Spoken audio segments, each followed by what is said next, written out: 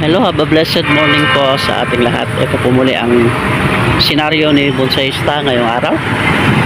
Mga taga-Biskaya lang po ang nakakaalam po dito sa lugar kung nasaan si Bonsayista ngayon. Ayun, nakikita nyo po.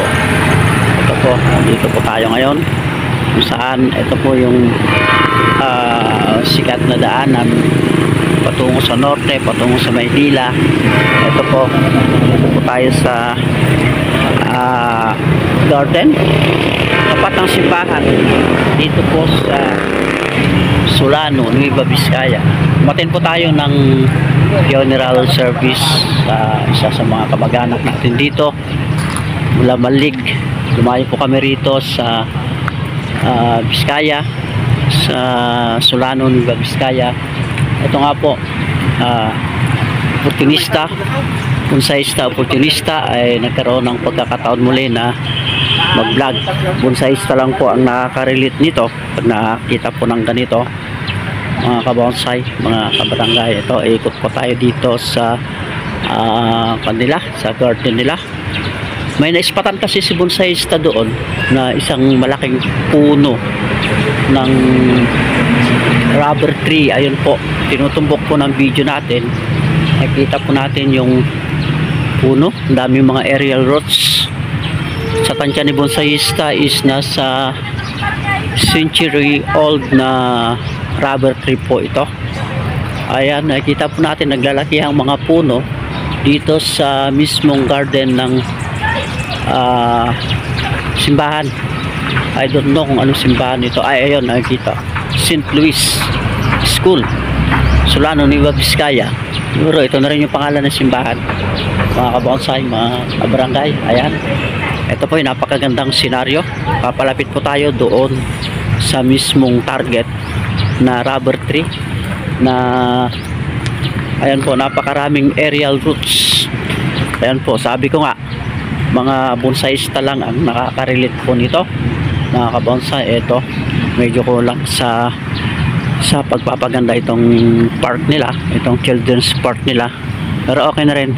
Ito, palagay ko marami nagbabanding dito ng mga family, lalo sa gabi kasi medyo maluwang at maganda yung location, maganda yung setup ng environment. Ayan, ito, papalapit po tayo. Ayan po yung sinasabi ni Bonsayista na naispatan na palagay ko ito is century old talaga na puno ng rubber tree. Ito yung kinahumalingan ng mga plantita na nilalagay sa paso. Itong rubber tree na ito.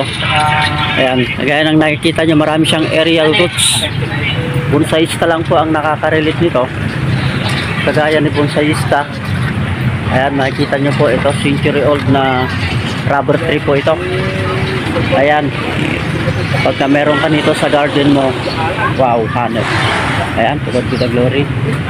Karoon tayo ng pagkakataon na ma-feature itong napakalaking rubber tree dito sa loob po ng park ng Solano.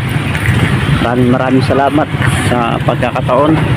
Nag-attend tayo ng funeral service at nagkaroon tayo ng pagkakataon na mai-feature po itong napakalaking rubber tree, century old na rubber tree na kinahumalingan ng mga plantita, mga kabonsay, mga kabarangay. Ayan, maraming salamat muli sa ating Panginoon na nagbigay sa atin, nag-induce, nag-initiate sa atin ng ganitong passion na pinahintulutan niya na tayo'y muli ay magkaroon, matugtungan ng passion na ating nasimulan para po sa ating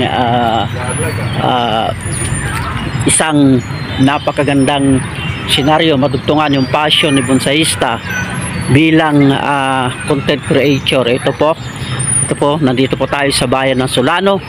Atin po tayo ng funeral service sa isang kamag-anak.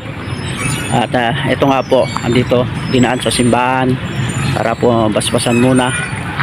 At sabi ko nga, ito siguro yung sa mga hindi nag-observe ng kanilang mga religious activities is pagka nabinyagan at namatay.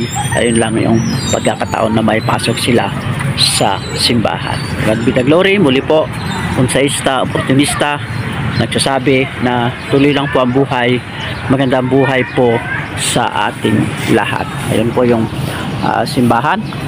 Ayan, nalapit po tayo para makita natin mismo yung pangalan ng simbahan. Ayan, St. Louis Beltran Parish. Ayun po pala yung pangalan ng simbahan, St. Louis Beltran Parish. Sa mga taga Biskaya at sa mga taga region to, alam po ito. Tapat po mismo ng ayun yung canyon na naka-display po sa gilid ng highway. God be the glory. Uli, ayan.